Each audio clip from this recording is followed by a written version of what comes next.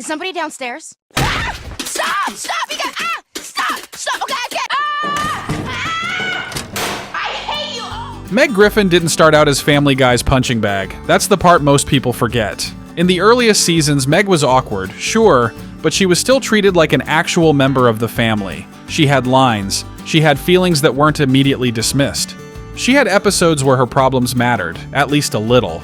She wasn't respected, but she wasn't erased either. What happened to Meg wasn't instant. It was gradual, and that's what makes it uncomfortable.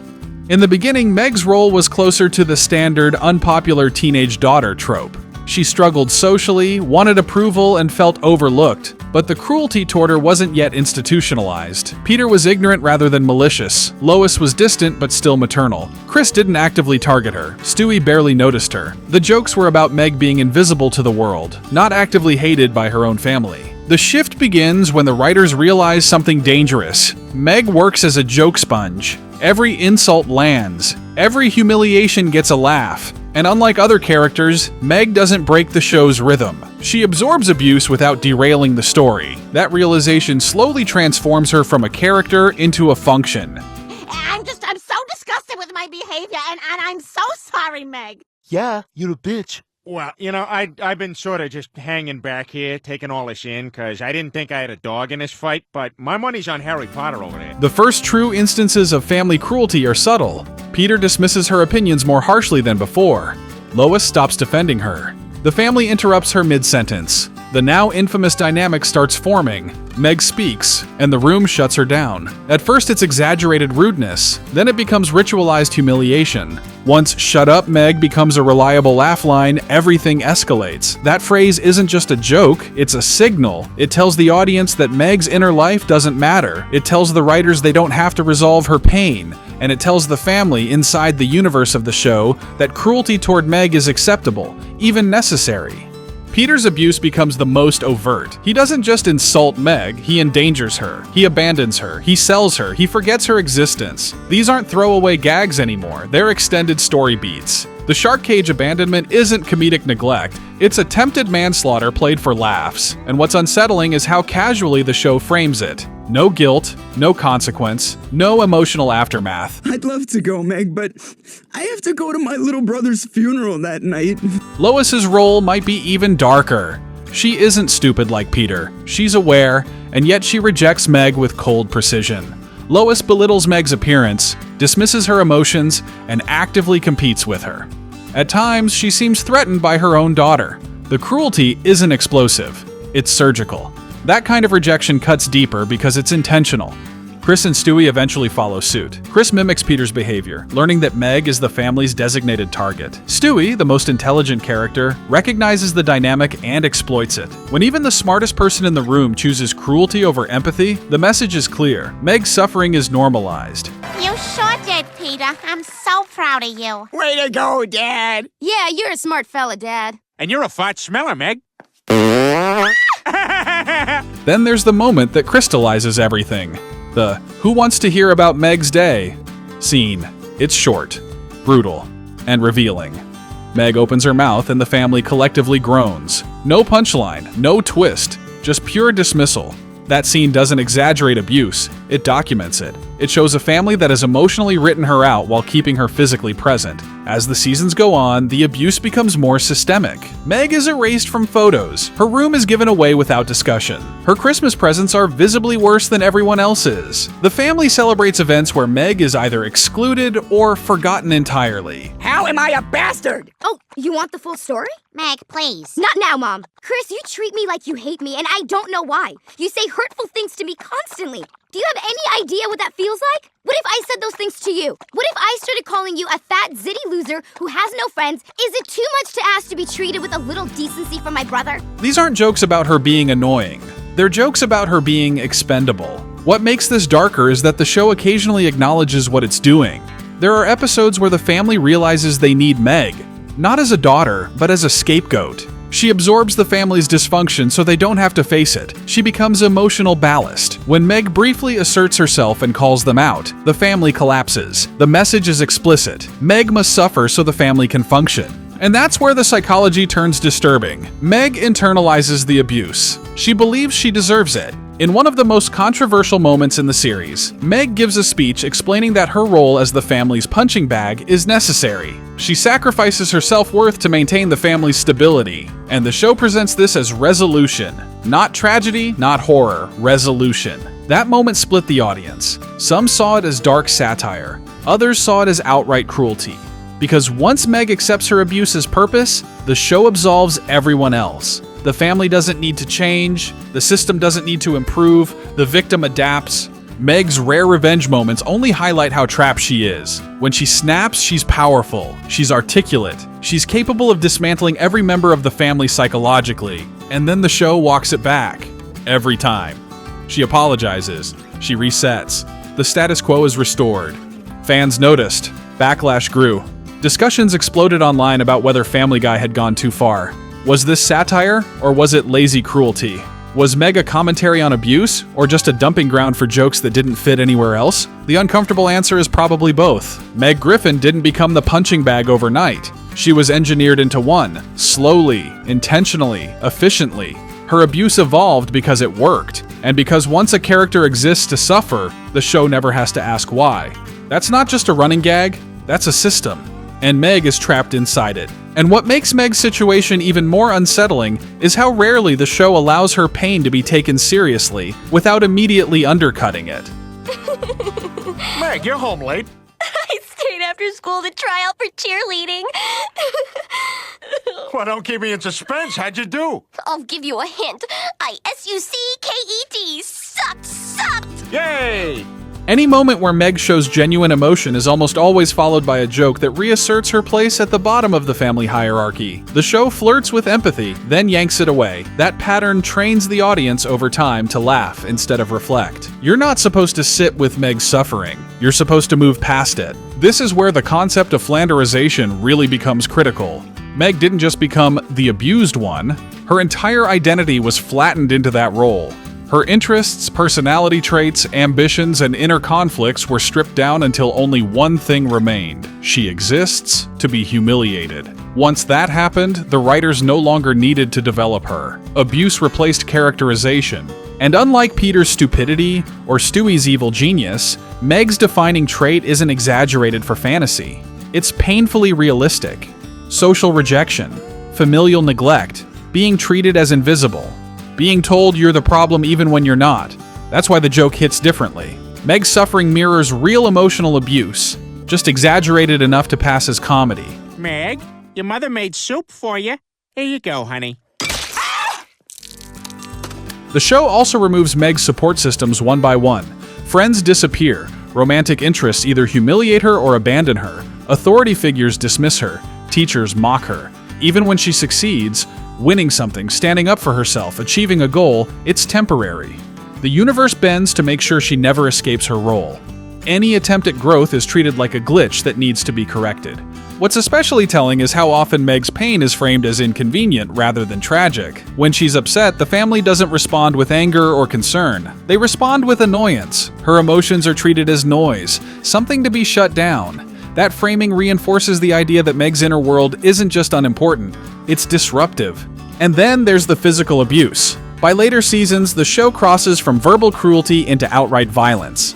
Meg is shoved, hit, abandoned in dangerous situations, and physically endangered in ways that would be horrifying if applied to any other character. But because it's Meg, it's played as normal, expected, routine. This normalization is what makes the gag so controversial. Family Guy thrives on pushing boundaries, but Meg's abuse doesn't shock anymore. It persists. It becomes background radiation. And when something horrific becomes mundane, that's when satire stops interrogating power and starts reinforcing it. The show occasionally tries to justify this by giving Meg moments of self-awareness. She acknowledges how she's treated. She recognizes the injustice. But instead of empowering her to escape it, the narrative pushes her back into submission. Awareness doesn't lead to change, it leads to acceptance. And acceptance becomes the final trap. One of the most uncomfortable truths is that Meg's suffering often makes other characters look better by comparison. Peter's cruelty is excused as stupidity. Lois's coldness is reframed as stress. Chris's participation is brushed off as imitation. Stewie's cruelty is intellectualized. Meg absorbs the moral weight so no one else has to. In that sense, Meg functions less like a character and more like an emotional landfill. Everything ugly, cruel, or unresolved gets dumped onto her so the show can reset and move on. The family never has to evolve because Meg carries the consequences. And when Meg does push back, when she snaps, confronts them, or momentarily flips the power dynamic, the show treats it as dangerous. Her assertiveness is portrayed as unsettling, wrong, something that must be undone. The implication is clear. Meg being confident breaks the ecosystem. Meg knowing her worth threatens the balance. That's why her rare revenge moments are so brief. The show can't sustain a Meg who refuses to be abused because then the joke collapses. The family would have to confront themselves, the audience would have to reconsider what they've been laughing at, and Family Guy, by design, avoids sustained discomfort. Fan reactions reflect this tension. Some viewers defend the gag as satire, arguing that it exposes cruelty by exaggerating it. Others argue the opposite, that repetition without consequence stops being critique and starts being endorsed. The fact that this debate exists at all shows how far the show pushed the character. Meg's abuse also becomes more extreme as the show ages, which suggests diminishing returns. When simple insults stop getting laughs, the writers escalate. Louder cruelty, bigger humiliation, more degradation. It's a classic escalation problem. Once you normalize a baseline of abuse, you have to keep topping it.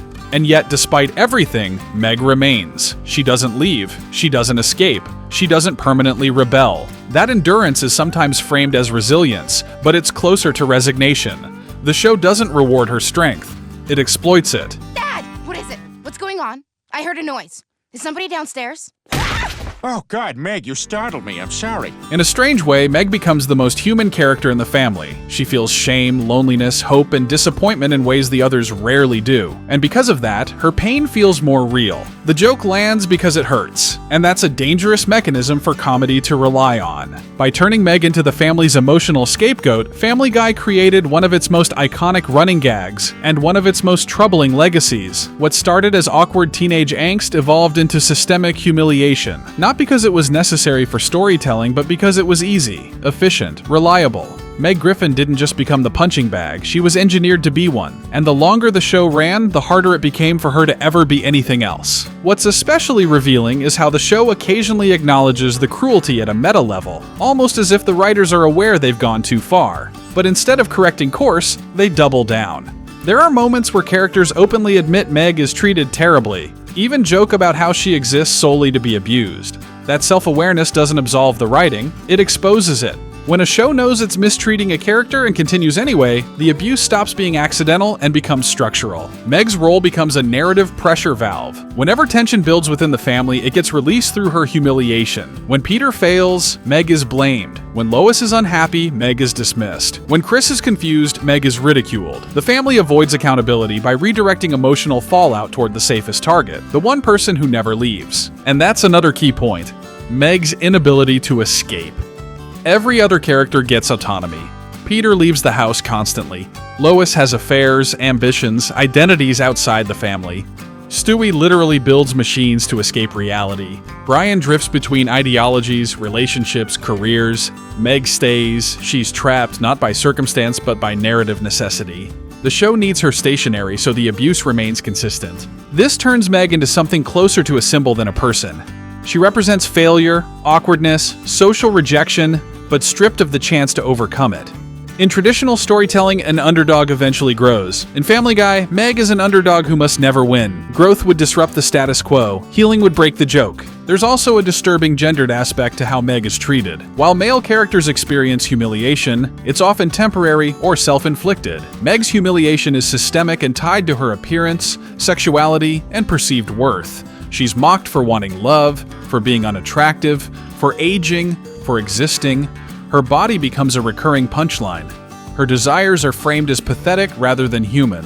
When Meg expresses sexuality, it's either ridiculed or punished. When male characters do the same, it's indulgent or absurd. That imbalance reinforces a particularly cruel message: that Meg's desire to be seen, wanted, or valued is itself laughable. I can't wait to get up on a balcony and bust out the twins. Did you hear what I said, Meg? I said I can't wait to get up on a balcony and bust Yeah, out I heard you. Meg, did you hear what I said? I said I'd advise you space cadets to come back to Earth because... Yeah, I heard you. And then there's Lois. Meg's relationship with her mother is one of the most quietly brutal aspects of the show. Lois doesn't just neglect Meg, she actively competes with her. She undermines her confidence, dismisses her achievements, and occasionally frames Meg as a burden she regrets having. That kind of maternal rejection hits differently. It's colder than Peter's stupidity, it's intentional. Lois represents societal expectations of femininity, success, and worth, and Meg is constantly measured against them and found lacking.